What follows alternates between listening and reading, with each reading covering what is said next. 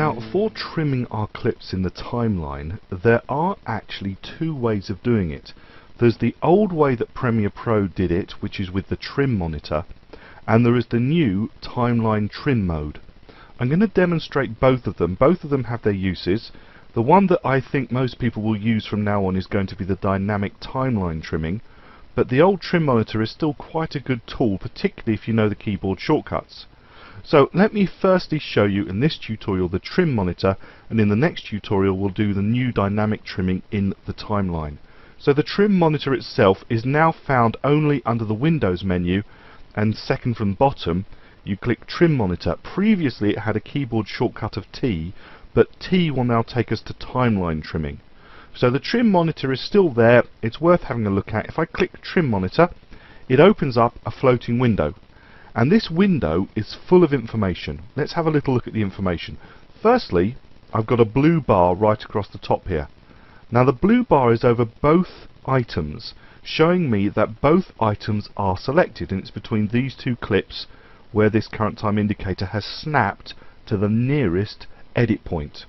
Okay, so as soon as I hit trim monitor, it snapped the current time indicator to the nearest trim point and has selected both clips, meaning that any trimming I do at the moment will be rolling edit, moving the edit point between these two clips. And in fact, if I hover with my mouse over the middle there, you'll see that it's showing me that a rolling edit will take place. How do I rolling edit? Well, look, if we look down here, we can actually see that we could type in a number.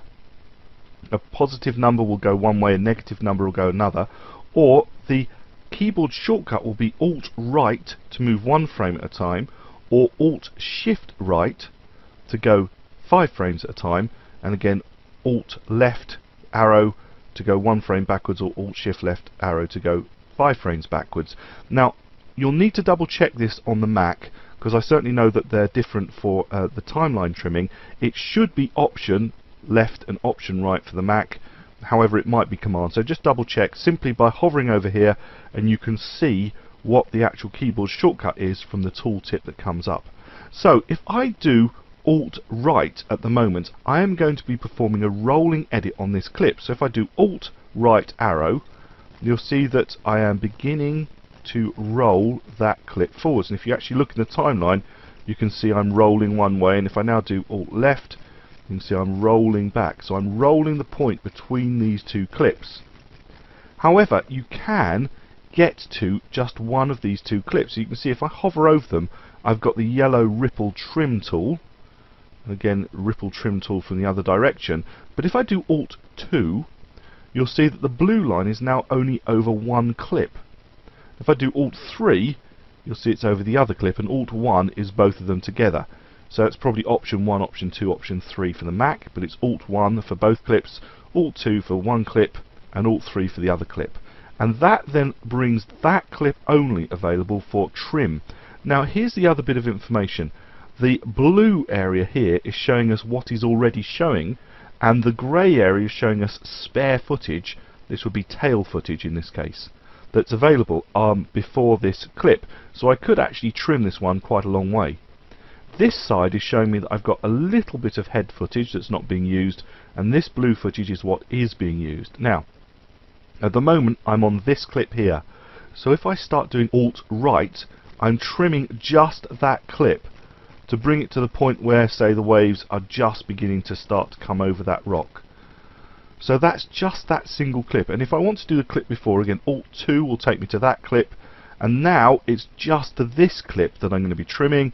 I want to make it shorter, say, I can start trimming it, and you'll see if you look just down here that this is actually going to be trimming backwards, showing that I'm using less and less of that clip. And in the timeline you can see the clip's getting shorter.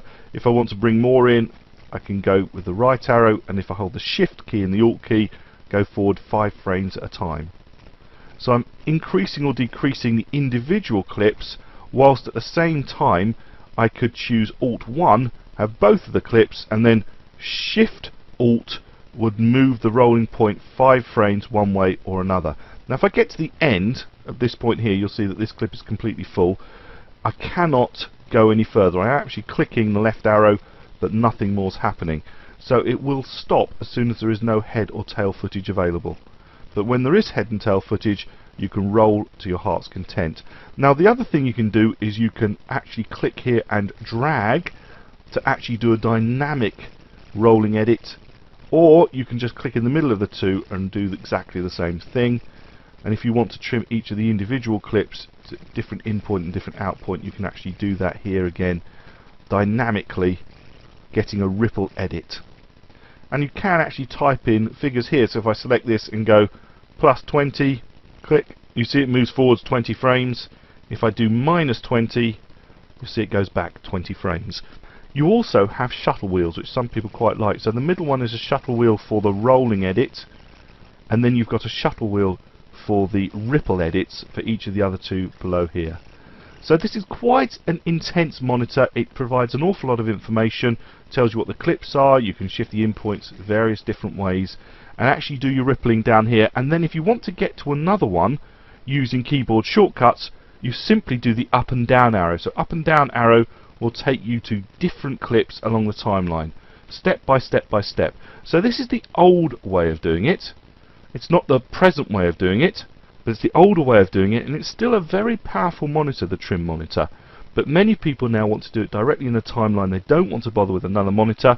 So if that's the case, in the next tutorial we'll look at the new timeline trimming tools that you can do directly in the timeline without having to open a second monitor like this.